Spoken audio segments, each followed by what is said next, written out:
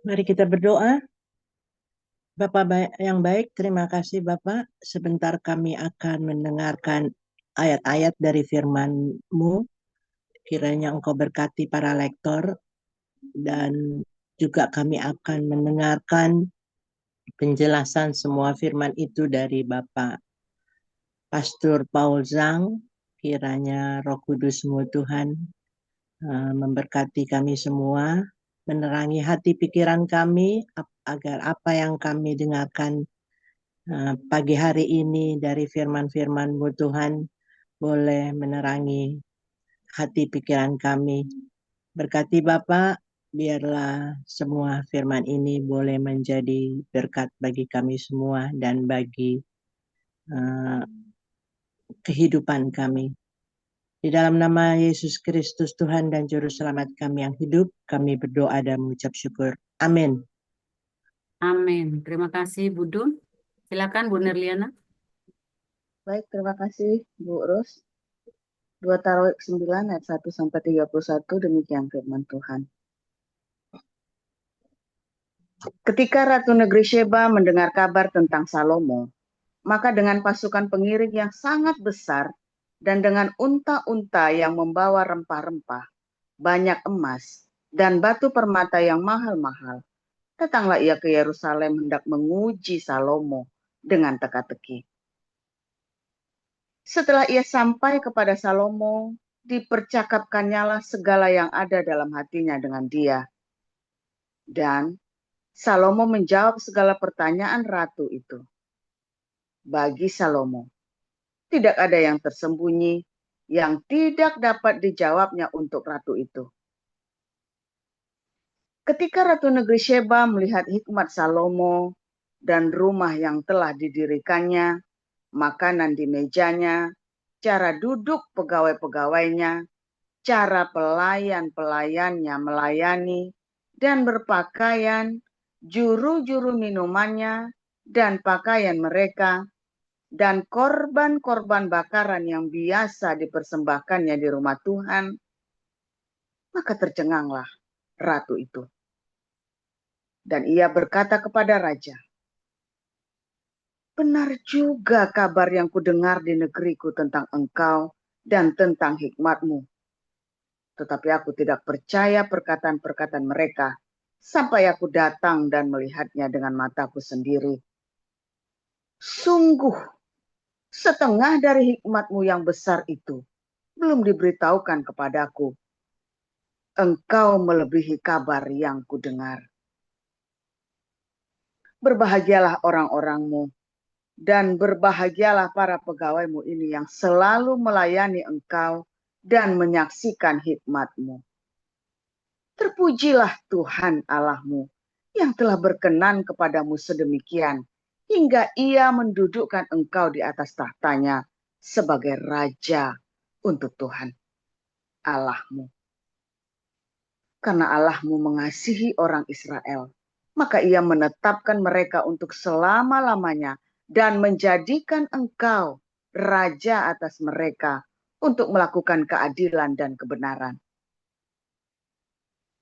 Lalu diberikan kepada raja 120 talenta emas dan sangat banyak rempah-rempah dan batu permata yang mahal-mahal. Tidak pernah lagi ada rempah-rempah seperti yang diberikan Ratu Negeri Sheba kepada Raja Salomo itu.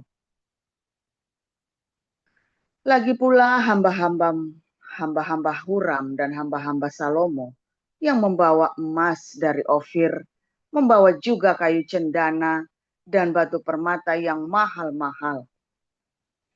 Raja mengerjakan kayu cendana itu menjadi tangga-tangga untuk rumah Tuhan dan istana raja, dan juga menjadi kecapi dan gambus untuk para penyanyi. Hal seperti itu tidak pernah kelihatan sebelumnya di tanah Yehuda. Raja Salomo memberikan kepada Ratu Negeri Sheba segala yang dikendakinya dan yang dimintanya, melebihi yang dibawa ratu itu untuk raja. Lalu ratu itu berangkat pulang ke negerinya bersama-sama dengan pegawai-pegawainya. Adapun berat emas yang dibawa kepada Salomo dalam 1 tahun ialah seberat 666 talenta. Belum terhitung yang dibawa oleh saudagar-saudagar dan pedagang-pedagang, juga semua raja Arab dan bupati-bupati di negeri itu membawa emas dan perak kepada Salomo. Raja Salomo membuat 200 perisai besar dari emas tempaan, 600 shikal emas tempaan dipakainya untuk setiap perisai besar. Ia membuat juga 300 perisai kecil dari emas tempaan, 300 shikal emas dipakainya untuk setiap perisai kecil. Lalu raja menaruh semuanya itu di dalam gedung hutan Libanon. Juga raja membuat tahta besar dari gading yang disalutnya dengan emas murni. Tahta itu 6 tingkatnya dan tumpuan kakinya dari emas yang dipautkan pada tahta itu, dan pada kedua sisi tempat duduk ada kelek-kelek. Di samping kelek-kelek itu berdiri 2 singa. Sedang 12 singa berdiri di atas ke-6 tingkat itu sebelah menyebelah. Belum pernah diperbuat yang demikian bagi sesuatu kerajaan. Segala perkakas minuman Raja Salomo dari emas, dan segala barang di gedung hutan Libanon itu dari emas murni. Perak tidak dianggap berharga pada zaman Salomo, sebab raja mempunyai kapal-kapal yang berlayar ke Tarsis bersama-sama dengan orang-orang Huram, dan sekali 3 tahun kapal-kapal Tarsis itu datang membawa emas dan perak serta gading, juga kera dan burung merak. Raja Salomo melebihi semua raja di bumi dalam hal kekayaan dan hikmat. Semua raja di bumi berikhtiar menghadap Salomo untuk menyaksikan hikmat yang telah ditaruh Allah di dalam hatinya. Mereka datang masing-masing membawa persembahannya, yakni barang-barang perak dan barang-barang emas, pakaian, senjata, rempah-rempah, kuda dan bagal. Dan begitulah tahun demi tahun. Salomo mempunyai juga 4.000 kandang untuk kuda-kudanya dan kereta-keretanya, dan 12.000 orang berkuda yang ditempatkan di dalam kota-kota kereta dan dekat raja di Yerusalem. Dan ia memerintah atas semua raja, mulai dari sungai Efrat sampai negeri orang Filistin, dan sampai ke tapal batas Mesir. Raja membuat banyak perak di Yerusalem, sama seperti batu, dan banyaknya pohon kayu aras, sama seperti pohon ara yang tumbuh di daerah bukit. Kuda untuk Salomo didatangkan dari Misraim dan dari segala negeri.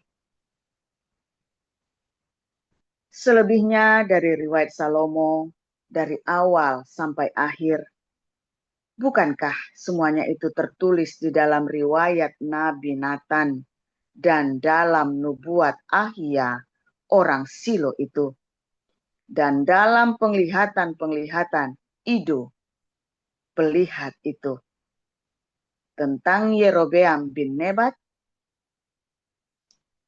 Salomo memerintah di Yerusalem atas seluruh Israel 40 tahun lamanya. Kemudian Salomo mendapat perhentian bersama-sama dengan nenek moyangnya, dan ia dikuburkan di kota Daud, ayahnya. Maka Rehobeam, anaknya, menjadi raja menggantikan dia. Demikian. Dilanjut, Baik. Pak, silakan. Baik, saya lanjutkan firman Tuhan. Pada suatu kali, Yesus sedang berdoa di salah satu tempat. Ketika ia berhenti berdoa, berkatalah seorang dari murid-muridnya kepadanya, "Tuhan, ajarlah kami berdoa, sama seperti yang diajarkan Yohanes kepada murid-muridnya."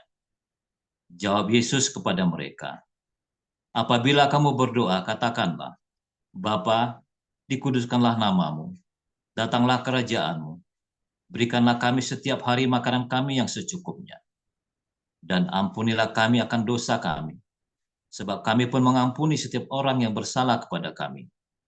Dan janganlah membawa kami ke dalam pencobaan.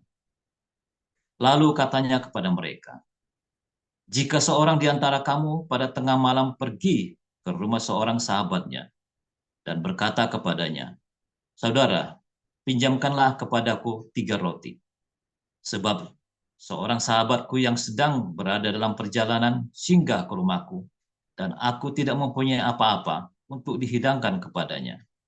Masakan ia yang di dalam rumah itu akan menjawab, jangan mengganggu aku, pintu sudah tertutup, dan aku serta anak-anakku sudah tidur. Aku tidak dapat bangun dan memberikannya kepada saudara. Aku berkata kepadamu, sekalipun ia tidak mau bangun dan memberikannya kepadanya, karena orang itu adalah sahabatnya, namun karena sikapnya yang tidak malu itu, ia akan bangun juga dan memberikan kepadanya apa yang diperlukannya. Oleh karena itu aku berkata kepadamu, mintalah, maka akan diberikan kepadamu. Carilah, maka kamu akan mendapat. Ketoklah, maka pintu akan dibukakan bagimu. Karena setiap orang yang meminta, menerima, dan setiap orang yang mencari, mendapat, dan setiap orang yang mengetok, baginya pintu dibukakan. Bapa manakah di antara kamu, jika anaknya minta ikan daripadanya, akan memberikan ular kepada anaknya itu ganti ikan? Atau jika ia minta telur, akan memberikan kepadanya kalajengking? Jadi jika kamu yang jahat tahu memberi pemberian yang baik kepada anak-anakmu, apalagi Bapamu yang di surga, ia akan memberikan Roh Kudus kepada mereka yang meminta kepadanya. Pada suatu kali, Yesus mengusir dari suatu setan yang membisukan. Ketika setan itu keluar, orang bisu itu dapat berkata-kata, maka heranlah orang banyak. Tetapi ada di antara mereka yang berkata, ia mengusir setan dengan kuasa Beelzebul, penghulu setan. Ada pula yang meminta suatu tanda dari surga kepadanya untuk mencobai dia. Tetapi Yesus mengetahui pikiran mereka lalu berkata, setiap kerajaan yang terpecah-pecah pasti binasa, dan setiap rumah tangga yang terpecah-pecah pasti runtuh. Jikalau iblis itu juga terbagi-bagi dan melawan dirinya sendiri, bagaimanakah kerajaannya dapat bertahan? Sebab kamu berkata bahwa aku mengusir setan dengan kuasa Beelzebul. Jadi jika aku mengusir setan dengan kuasa Beelzebul, dengan kuasa apakah pengikutmu mengusirnya? Sebab itu merekalah yang akan menjadi hakim. Tetapi jika aku mengusir setan dengan kuasa Allah, maka sesungguhnya kerajaan Allah sudah datang kepadamu. Apabila seorang yang kuat dan yang lengkap bersenjata menjaga rumahnya sendiri, maka amanlah segala miliknya. Tetapi jika seorang yang lebih kuat daripadanya menyerang dan mengalahkannya, maka orang itu akan merampas perlengkapan senjata yang diandalkannya dan akan membagi-bagikan rampasannya. Siapa tidak bersama aku, ia melawan aku. Dan siapa tidak mengumpulkan bersama aku, ia mencerai-beraikan. Apabila roh jahat keluar dari manusia, ia pun mengembara ke tempat-tempat yang tandus mencari perhentian. Dan karena ia tidak mendapatnya, ia berkata, aku akan kembali ke rumah yang telah kutinggalkan itu. Maka pergilah ia dan mendapati rumah itu bersih, tersapu, dan rapi teratur. Lalu ia berkata dan mengajak 7 roh lain yang lebih jahat daripadanya. Dan mereka masuk dan berdiam di situ. Maka akhirnya keadaan orang itu lebih buruk daripada keadaannya semula.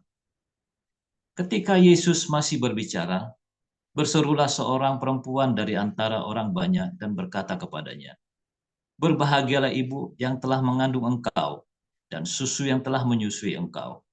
Tetapi ia berkata, yang berbahagia ialah mereka yang mendengarkan firman Allah dan yang memeliharanya. Ketika orang banyak mengerumuninya, berkatalah Yesus, angkatan ini adalah angkatan yang jahat. Mereka menghendaki suatu tanda, tetapi kepada mereka tidak akan diberikan tanda selain tanda Nabi Yunus. Sebab seperti Yunus menjadi tanda untuk orang-orang Niniwe, demikianlah pula lah Anak Manusia akan menjadi tanda untuk angkatan ini.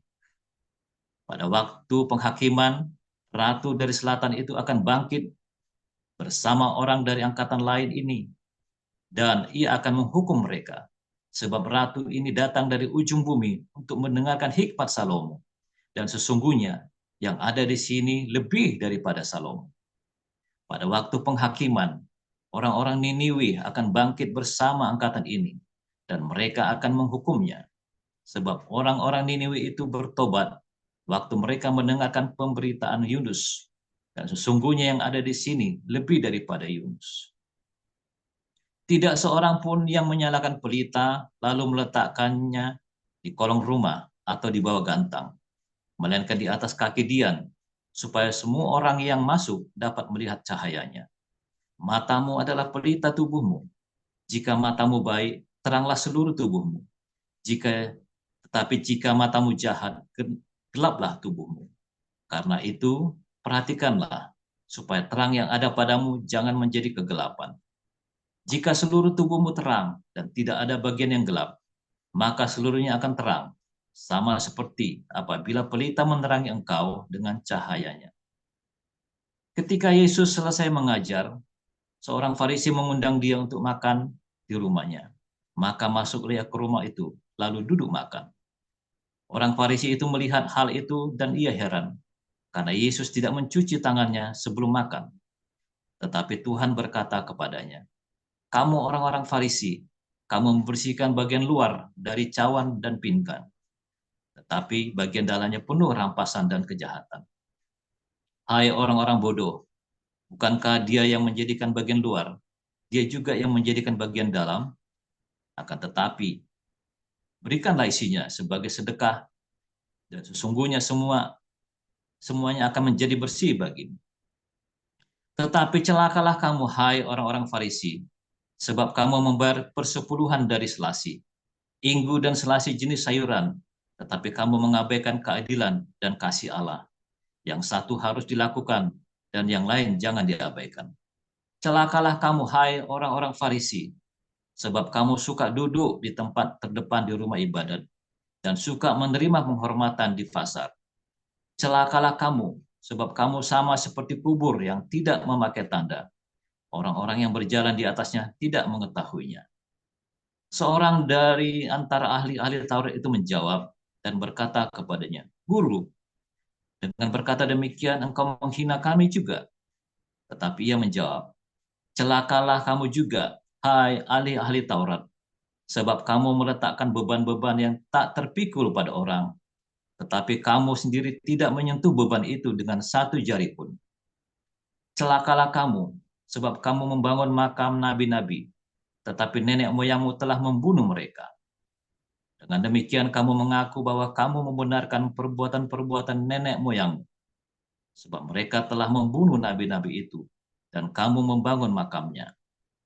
Sebab itu hikmat Allah berkata, Aku akan mengutus kepada mereka nabi-nabi dan rasul-rasul, dan separuh dari antara nabi-nabi dan rasul-rasul itu akan mereka bunuh dan mereka aniaya. Supaya dari angkatan ini dituntut darah semua nabi yang telah tertumpah sejak dunia dijadikan. Mulai dari darah Habel sampai kepada darah Zakaria yang telah dibunuh di antara mezbah dan rumah Allah. Bahkan aku berkata kepadamu, semuanya itu akan dituntut dari angkatan ini. Celakalah kamu, hai ahli-ahli Taurat, sebab kamu telah mengambil kunci pengetahuan dari kamu sendiri, tidak masuk ke dalam, dan orang yang berusaha untuk masuk ke dalam, kamu halang-halangi. Dan setelah Yesus berangkat dari tempat itu, ahli-ahli Taurat dan orang-orang Farisi terus-menerus mengintai dan membanjirinya dengan rupa-rupa soal. Untuk itu mereka berusaha memancingnya, supaya mereka dapat menangkapnya berdasarkan sesuatu yang diucapkannya. Demikian firman Tuhan. Ya, terima kasih para lektor yang sudah membacakan ayat Alkitab. Kita akan memasuki renungan. Kita akan mendengarkan renungan yang akan disampaikan oleh gembala kita, Dr. Nelson, dengan judul Kutukan Nyi Roro Kidul. Kepada Pastor Paul, dipersilakan.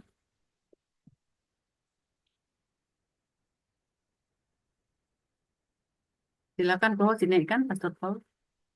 Haleluya, firman Tuhan selalu baru setiap hari. Ketika kita menanti-nantikan Tuhan dengan penuh cinta, pengharapan yang teguh.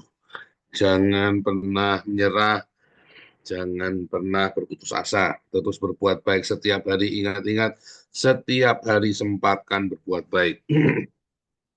Saudara, kalau bilang Nyi Roro Kidul itu maksudnya Ratu Selatan, Ratu Seba itu loh, bukan Nyi Roro Kidulnya si apa Keraton Jogja, bukan, saudara. Tapi Nyi Roro Kidul kan ini Ratu Selatan kan. Ratu Selatan yang ada Ratu Seba yang ada di Yaman, hari ini jadi Yaman itu ya. Ratu Seba itu sekarang daerah Yaman sekarang. Nah, saudara, di zamannya Salomo itu saking terkenalnya ya, maka Ratu Seba ini dia jalan ya, nyusur bawa onta-ontanya ya, yang melewati jalur Frankenstein ya. Frankenstein itu jalur perdagangan emas dan garam yang sangat berbahaya ya. Perampok-perampok Quraisy ya, rampok-rampok Quraisy zaman itu benar Quraisy ya, mungkin rampok-rampok di Arab ya, rampok-rampok Ismail, rampok orang-orang Midian, orang Amalek, orang Moab, wah itu bahaya sekali ya. Dan lagi bajak laut Filistin ya, wah itu daerah itu rampok semua tuh ya. Jazirah Arab itu memang nenek moyangnya itu begal, saudara ya.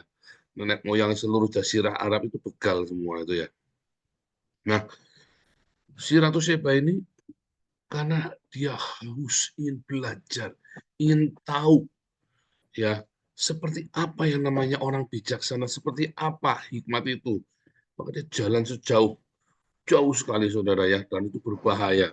Dan dia seorang wanita ya, walaupun dikawal oleh ini, tetapi memang ya berbahaya saudara. Itu ekspedisi yang sangat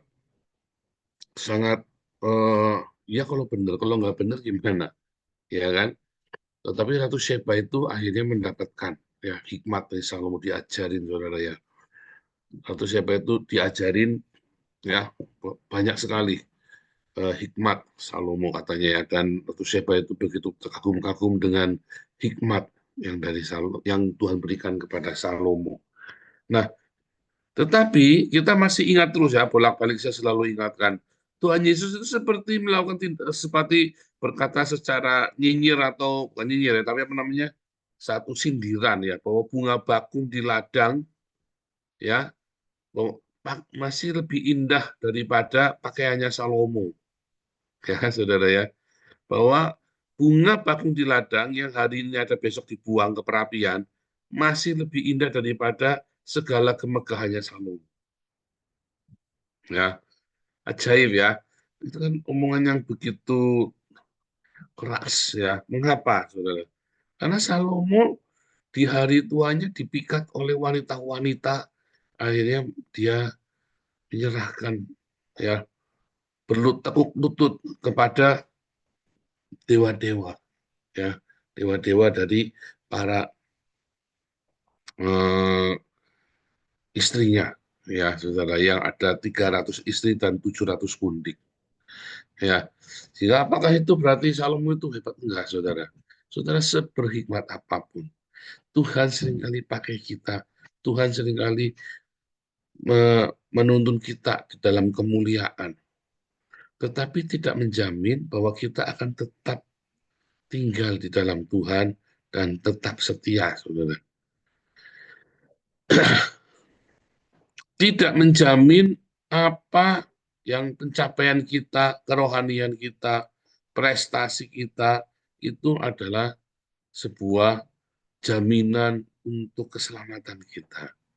Makanya bolak-balik ya, kita berkata, keselamatan itu ya tidak ditentukan karena kamu berbuat baik. Bukan karena segala pelayanmu yang hebat dan perbuatan baikmu itu kita selamat, tapi hanya benar-benar oleh kasih karunia. Tetapi banyak orang salah arti. Dia pikir nggak perlu berbuat baik lagi. Lah, cilaka ini, saudara.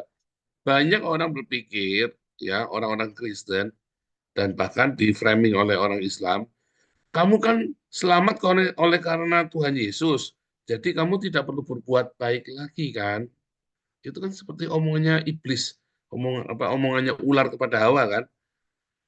Katanya kamu sudah terima Tuhan Yesus, berarti kamu tidak perlu berbuat baik lagi kan? Kalau kamu sudah diselamatkan, ditebus oleh Yesus.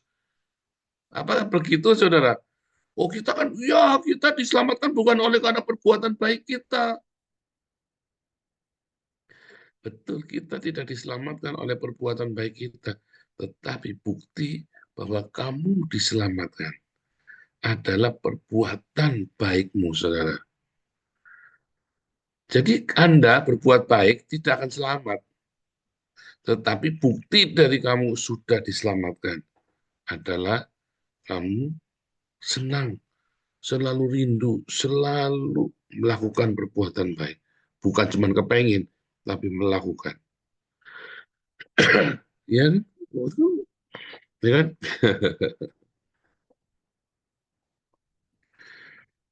Ya, saudara ya. Memang perbuatan baik itu tidak akan menyelamatkanmu, saudara. Tetapi ketika kamu selamat, kamu pasti selalu ingin berbuat kebaikan. Ketika kamu selamat, ya, kamu tidak akan berpura-pura. Kalau orang, ya, merasa sudah selamat, ya kan, lalu karena dia merasa sudah selamat, berarti saya tidak perlu berbuat baik. Maka ketika dia bikin baik, baiknya itu pura-pura, saudara. Tetapi Tuhan Yesus justru berkata, masuklah melalui pintu yang sesak itu. Kita disuruh melalui pintu yang sesak, di mana ada aniaya dan penderitaan, ada pencobaan. Loh, ya aniaya lagi, penderitaan lagi. Iya, saudara.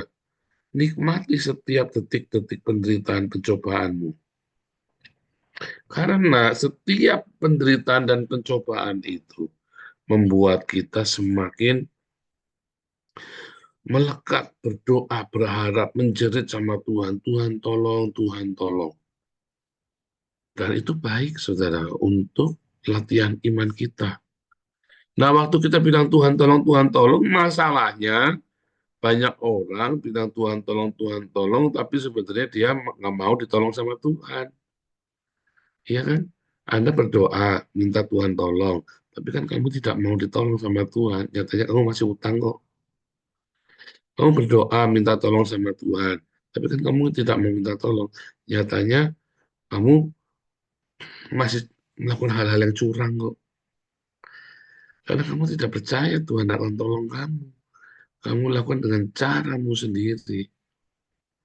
Ya kan? Bahkan kamu mencari kepada dukun-dukun, kepada klinik-klinik, kepada roh-roh jahat. Ya kan? Pergi ke Gunung Kawi, pergi ke Gunung Kemukus, pergi ke gunung apa lagi kan. Karena sebenarnya ternyata kamu tidak percaya Tuhan. Ternyata kamu belum selamat. Sehingga semua perbuatan baikmu ya hanya retorika saja, hanya pura-pura. Tapi kalau kamu mengasihi Tuhan sungguh-sungguh, kalau kamu benar-benar sudah diselamatkan, maka hatimu sangat melimpah ingin selalu berbuat kebaikan kepada siapa saja, termasuk kepada musuh-musuhmu. Bukan cuma rencana, tapi kamu memikirkan dan melakukan. Bagaimana cara saya bisa menjadi berkat bagi semua orang, termasuk musuh-musuh saya. Karena kasihan. Ya, karena apa? Karena penuh kasih. Kita bukan kasihan, ya, tapi penuh kasih. Kita tidak mau kasihan. Kalau kasihan ada dibentung nanti. Tapi karena kita penuh cinta, penuh kasih. Ya, makanya saudara, ya ketika Nyi Roro Kidul itu dari Seba datang itu, ya ke tempatnya Salomo, dia datang dengan penuh pengharapan mendapat hikmat. Ya, lalu dia pulang. Singkat cerita, ya sekitar 1000 tahun kemudian sampai 1200 tahun kemudian ya, itu daerah situ menjadi kerajaan Kristen ya saudara ya, sebelum kemudian akhirnya diislamkan dan rusak, bubar, hancur-hancuran ya setelah jadi Islam ya, semua negara-negara itu setelah jadi Islam rusak, bubar saudara, negara-negara Arab itu ya, dirusak bunuh-bunuhan, hancur tak karu-karuan, karena itu tadi, karena beragama itu memang jahat, mau agama apapun, beragama itu jahat. Ya, orang yang beragama itu seperti kubur ya yang tanpa kasih tanda itu loh saudara. Tandanya apa kamu percaya kepada Tuhan? Oh saya beragama Pak, saya ritual, jenggang-jengking Pak. Saya ritual Pak, saya teriak-teriak. Ritual Pak, ini saya hafal, ini sekian pasal, sekian ayat. Saya khatam, saya hafal apa namanya nama-nama paus. Buktinya saya hafal nama-nama pendeta di seluruh dunia. Wah, oh cerita ini, oh saya sudah tahu itu, saya sudah baca bukunya semua. Ya kan? Agama itu membuat kamu seperti kubur ya yang dicat putih-putih, dalamnya tulang belulang. Kamu kelihatannya beragama saleh. Agama itu membuat kamu seperti kubur tanpa tanda. Kenapa kamu bilang tanpa dikasih tanda, kuburnya tanpa batu nisan itu loh. Mengapa kuburan itu harus dikasih batu nisan, saudara? Supaya orang tahu siapa yang dimakamkan di situ. Ya kan? Supaya orang tahu tanda itu ya, batu nisan itu ya. Supaya orang tahu ya bahwa ada penanda bahwa dia adalah orang-orang yang percaya kepada Tuhan. Kalau kita mati bersama Yesus, ya, ke dalam baptisan, harus dikasih tanda. Tandanya apa? Perbuatan baik kita, saudara. Darah Yesus, Pak, tandanya, oh iya, itu bukan sekedar tanda meterai darah Yesus. Tapi apa bukti kamu punya meterai? Apa bukti kamu punya keselamatan dalam darah Yesus? Ya di dalam perbuatan baikmu yang menandakan kamu sudah punya keselamatan. Karena orang-orang yang baru menerima berkat, ya pasti senyumnya lebar, pasti ada sukacita, damai sejahtera. Masih hidupnya dengan perbuatan baik karena dia sendiri baru menerima kebaikan yang luar biasa. Pasti dia ada kelemah lembutan, ada di situ penguasaan diri, ada kesetiaan. Karena dia baru saja menerima kebaikan-kebaikan. Ya, ada tanda. Ya, dan selalu tandanya adalah sedekah, saudara. Berikanlah isinya sebagai sedekah. Orang-orang yang punya tanda-tanda keselamatan dalam hidupnya, pasti hidupnya tidak ragu-ragu bersedekah, pasti hidupnya tidak ragu-ragu untuk Tuhan. Hidupnya tidak ragu-ragu untuk segala perbuatan baik. Kata Paulus, kamu itu manusia merdeka, tapi gunakanlah kemerdekaanmu itu untuk hal yang baik. Ya, saudara ya. Terakhir, saudara. Saudara, ketika kita ngaku-ngaku sudah terima Yesus, ketika kita ngaku-ngaku kita sudah percaya, saudara ya, apa yang terjadi, saudara? Seringkali tandanya buat kita adalah rajin ke gereja, tandanya adalah rajin berdoa, tandanya adalah rajin baca Alkitab, tandanya orang beragama adalah rajin mengikuti ritualnya. Padahal bukan. Saya dan banyak dari kita, kalau kita katanya sudah beragama, bangga. Jangan bangga kalau kamu beragama, saudara. Karena orang beragama adalah orang paling bodoh di dunia, IQ-nya 69. Apa itu IQ 69? Lakau. Ya Pak, jorok Pak. Bukan, saudara, itu nggak jorok. Selangkangan ketemu selangkangan, artinya IQ-mu cuma isinya selangkangan. Orang-orang beragama itu IQ-nya cuma selangkangan doang, saudara. Kelihatannya suci putih ya, tapi cabulnya minta ampun. Ya, itu tipikal orang beragama, saudara. Tapi orang yang diselamatkan, nah, orang yang diselamatkan. Kalau orang yang beragama selalu pakai putih-putih pengennya ya, pengennya kemana-mana putih-putih, terus kelihatannya pakai baju-baju yang kelihatan atribut agamanya dia. Kalau Islam ya pakai kopiah putih, pakai baju koko, pakai jilbab lah, ya. Terus sok-sokan kalau megang nggak berani megang, segitu lagi, tarik lagi tangannya saudara ya. Terus kalau ketemu sama sesama orang Arab itu kan rebutan cium-ciuman, ciuman tangan gitu ya, saling. Terus kalau perlu sampai ngeleper begitu ya saudara ya. Nah, kalau orang Kristen ya pakai salib sak gede gaban begitu ya saudara ya. Pengennya kan biar kelihatan suci, terus tatonya gede salib gitu ya. Kalau perlu salibnya buat gede gitu. Kalau perlu ya saudara, emas juga dipotong. Bangga saudara ya, kalau orang beragama kan pengennya begitu saudara ya. Itu ciri khas orang beragama. Tapi orang ya, ciri khas orang yang sudah diselamatkan. Hatinya itu penuh pengampunan. Kalau kamu tidak ada pengampunan di hatimu, berarti kamu belum selamat.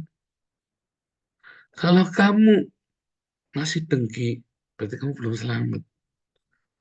Kalau kamu masih penuh dengan kemarahan, berarti kamu belum selamat. Kalau kamu masih tidak suka bersedekah, berarti kamu belum selamat. Kalau kamu masih suka bangga dengan dirimu sendiri, berarti kamu belum selamat. Itu tanda kamu belum selamat. Kalau apa tanda kamu sudah selamat? Hatimu selalu ingin berbuat kebaikan, mengasihi, mengampuni, memberkati. Kalau kamu masih suka beli barang-barang mewah tanpa kamu memikirkan orang-orang yang miskin, kamu pasti belum selamat. Orang-orang yang sudah diselamatkan oleh Tuhan Yesus, dia punya gaya hidup yang bersahaja. Amatin deh. Kalau kamu masih suka cinta barang-barang mewah, kamu masih suka. Bukan barang bagus ya, barang bagus berkualitas itu beda dengan barang mewah. Barang mewah itu kamu tidak perlu. Tapi kalau barang bagus berkualitas, kayak saya nih, ya, saya dulu yang pakai barang murahan 100 euro. Akhirnya rusak terus puyeng tuh. Karena buat kerja. Tapi kan tidak perlu pakai handphone yang harga sampai 50 juta, saudara. Ya cukup nanti saya perbaiki. Dikasih ya, ada yang ngasih saya handphone satu lagi dikasih ya, saudara. Sekarang malah bandel ini ya. Bandel handphonenya nih. Buat TikTokan sampai panas sih kuat ya, saudara ya. Ini begitu buat TikTokan langsung kelap-kelip, saudara ya. Nah, itu contohnya. Barang bagus itu bukan selalu harus yang mewah. Ya bedain ya. Bersahaja dalam hidup setiap hari dan kamu suka berdoa syafaat saudara buat orang-orang dan kamu tiap hari ya ciri khasnya kamu sudah diselamatkan begitu kamu bangun sama seperti saya bolak-balik saya suka pamer sama kalian ya, saya ini warga negara Belanda loh ya.